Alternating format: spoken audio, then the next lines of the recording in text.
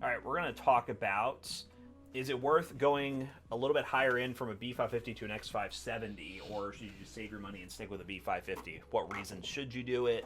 And just discuss stuff like that. I mean, I feel like there's a couple of fine lines. Like when I think of X570, I think like one of the main things I think of is, are you going to be overclocking?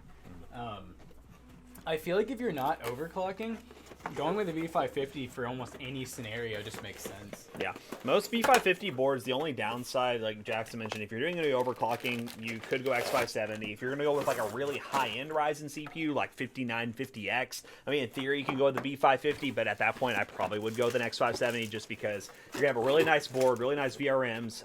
AMD CPUs nowadays, you really don't need to do any overclocking. As long as you keep it cool, it's just going to boost on its own as high as it needs to go.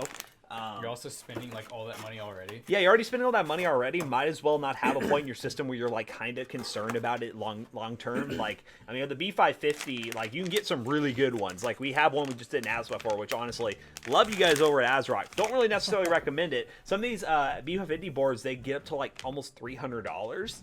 And it doesn't make a whole lot of sense. Like there's some RGB and stuff, but they still have less PCI Gen 4 lanes, so you can't really get that much bandwidth. So less if you USB ports. Less USB ports, which if you are like building a streaming PC, I would recommend like an X570 if you can, because having that extra USB bandwidth for different webcams, capture cards, things like that, that's something we've had a lot of issues with. You know, pass me the case, or am I just gonna sit here with the power supply? Yeah.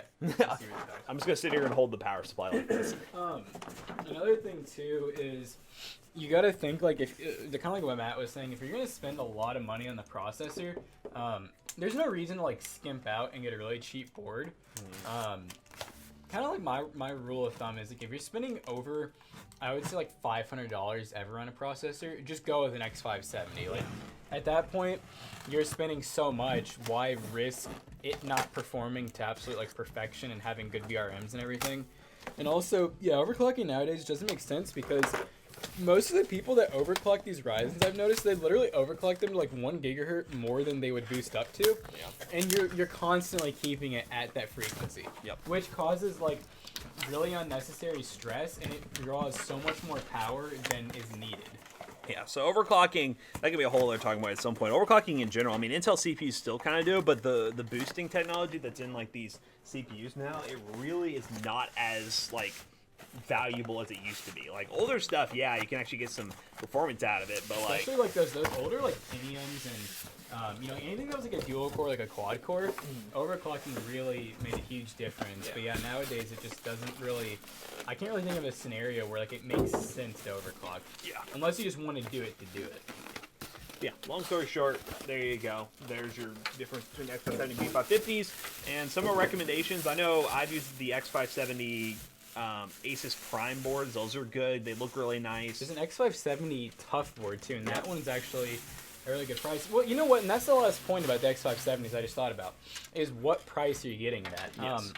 It doesn't make sense if you're like, okay, I can get this $95 B550 has everything I need, or I can get this $300 X570.